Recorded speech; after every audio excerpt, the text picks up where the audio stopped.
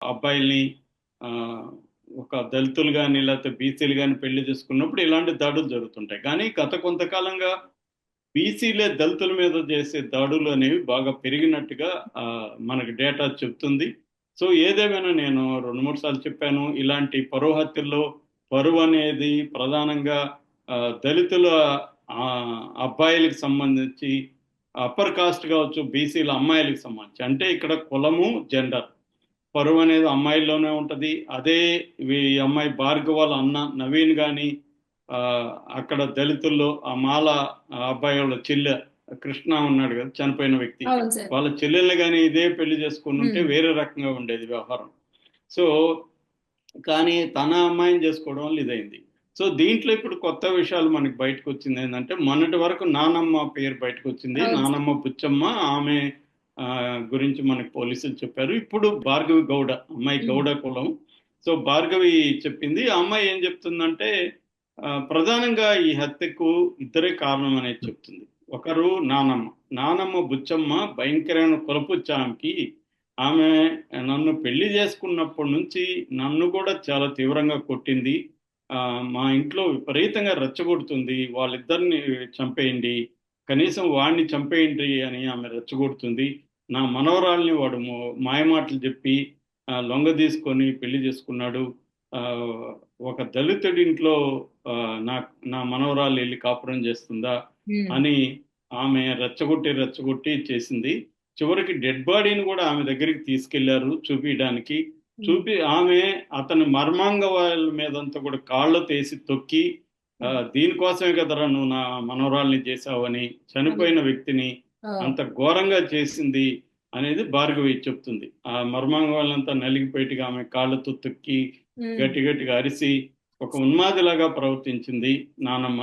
ఆమెకి అయి విపరీతమైన కులపిచ్చి ఆమె వల్లనే ఈ హత్య జరిగిందని చెప్తుంది.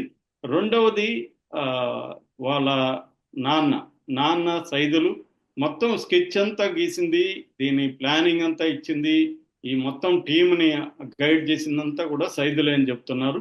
వాళ్ళ అన్న నిజానికి ఒక ఫ్రెండ్ కదా, కొట్టి వదిలేద్దాం అన్న ఉద్దేశంతో ఉన్నాడు. కానీ వాళ్ళ నాన్న సైదులు దీన్ని సీరియస్ గా తీసుకున్నాడు. నాన్న నానమ్మ ఇద్దరు కలిసి ఆ, కొడుకు తల్లి తల్లి కొడుకులు దీన్ని సీరియస్ గా తీసుకొని పిల్లల్ని రెచ్చగొట్టారు. నవీన్ని, వాళ్ళ తమ్ముడు వంశీని రెచ్చగొట్టారు. దాని తర్వాత బైరు మహేష్ అనే ఒక అబ్బాయి, వాళ్ళ ఫ్రెండ్, అబ్బాయి పేరు రాజశేఖర్ ఏదో ఉంది, వాళ్ళ ఫ్రెండ్ నల్గొండ అబ్బాయి, మొత్తం వీళ్ళు 6 మంది ప్లానింగ్ అనమాట. సో ఆ, అలాగా వీళ్ళు తీసుకెళ్లి ఆ శవాన్ని కూడా అతను బతుకున్నప్పుడు కూడా పట్టుకొని వెళ్ళారు. 5 గంటలకు వెళ్ళాడు ఇతను. మహేష్ పిలిస్తే ఒక పంచాయతీ ఉంది అని చెప్తే అప్పటి నుంచి అతన్ని బాగా చిత్రహింసలు కూడా పెట్టారు. ఆ, మామూలుగా చంపలేదు, వాళ్ళు చిత్రహింసలు కూడా చేసి నా హస్బెండ్ ని చంపారు.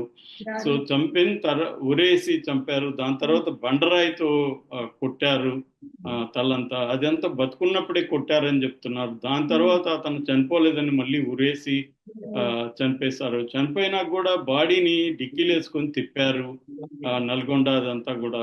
దాని తర్వాత వాళ్ళ నానమ్మ దగ్గరికి తీసుకొచ్చి ఇందాక చెప్పినట్టుగా ఆమె కసి తీరడం కోసమే, నానమ్మ నాకు ఆ డెడ్ బాడీ కావాలి, నేను వాడిని ఆ, చూడాలి, చనిపోవడాన్ని చూడాలి అని చెప్పి ఆమె దగ్గరికి తీసుకొచ్చారు. ఆమె కక్ష తీర్చుకునింది అతని డెడ్ బాడీ మీద, కాళ్ళతో తన్నుతూ ఇవన్నీ చేసింది.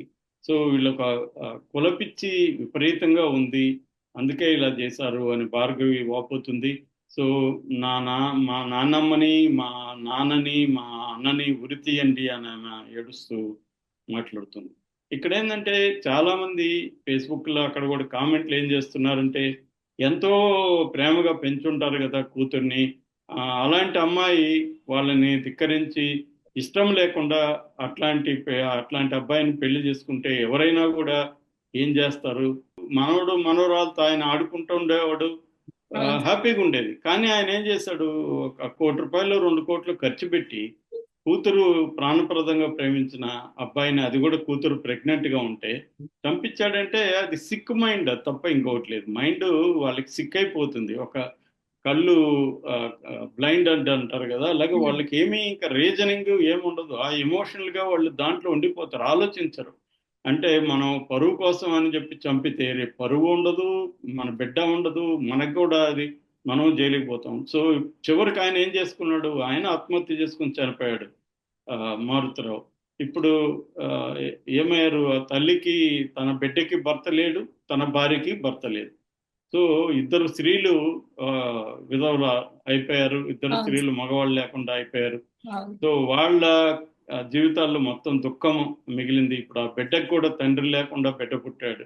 సో ఇలాగా ఇప్పుడు ఈఎంఐది అంతే. భార్గవి ఆ, వీళ్ళు జైలుకి వెళ్ళారు, భార్గవి భర్త లేకుండా అయిపోయింది. ఉమ్. సో ఇంత ఇది కొంత ఆలోచిస్తే బాధ ఉండొచ్చు ఖచ్చితంగా. ఉమ్. వాళ్ళ పాయింట్ ఆఫ్ వ్యూ ఆలోచిస్తే ఆ, తల్లిదండ్రులుగా బిడ్డ ఇలా చేసినప్పుడు బాధ ఉంటుంది. నేను చాలాసార్లు చెప్తుంటాను. నాకు ఆ మధ్య కూడా మా ఊర్లో కూడా మా ఊరి దగ్గర ఒక అబ్బాయి ఇట్లాగే ఎస్సీ అమ్మాయిని పెళ్లి చేసుకుంటే అతను నన్ను సలహా అడిగాడు.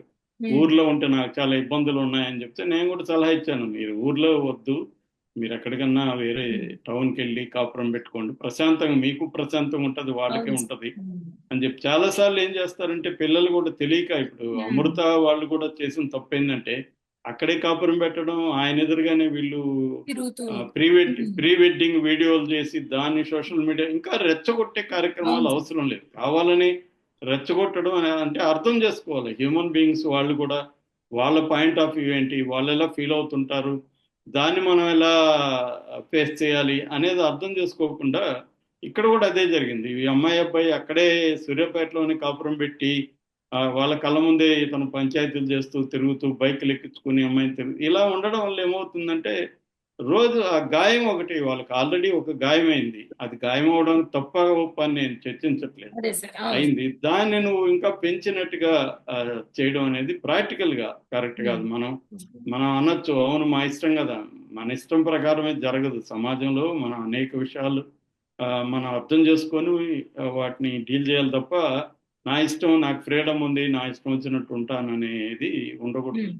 ఆ ఉమ్. లవర్స్ కూడా ఆలోచించాలి. మనం ఒక పెళ్లి చేసుకున్నప్పుడు మన తల్లిదండ్రులకి ఇబ్బందిగా ఉంది అనుకున్నప్పుడు దీన్ని ఎలా డీల్ చేయాలి మనం అనేది వీళ్ళకి లేకుండా పోయింది. ఇప్పుడేమో ఆ అమ్మాయి నన్ను ఎప్పటి నుంచో బెదిరిస్తున్నారని, మరి బెదిరిస్తుంటే ప్రాణభయం ఉన్నప్పుడు జాగ్రత్తలు తీసుకొని ఉండాలి కదా అవును వీళ్ళు, సార్. అది తీసుకోలేదు.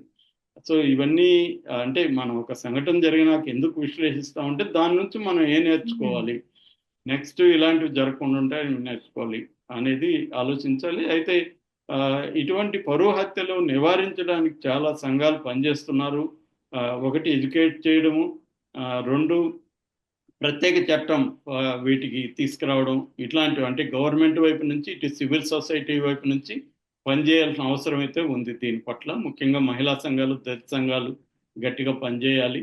ఆ, ఎందుకంటే బహుజనులు అని చెప్పి బీసీలను కూడా దళితులు కలుపుకొని వెళ్తుంటారు.